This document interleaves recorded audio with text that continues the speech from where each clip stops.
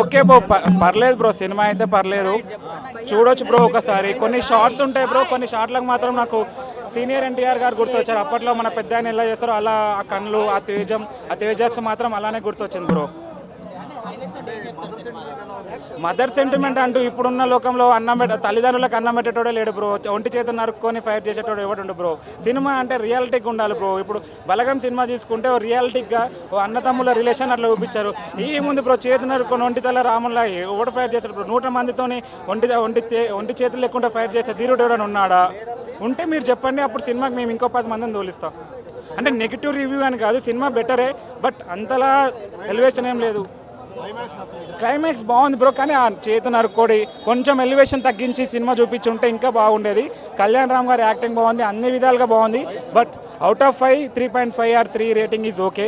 Fights are okay, everything is okay bro.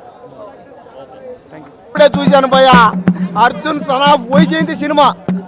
ఈ సినిమాలో భయ్యా అమ్మ తోడు భయ్యా విజయశాంతి కోసం సినిమా అలా సినిమా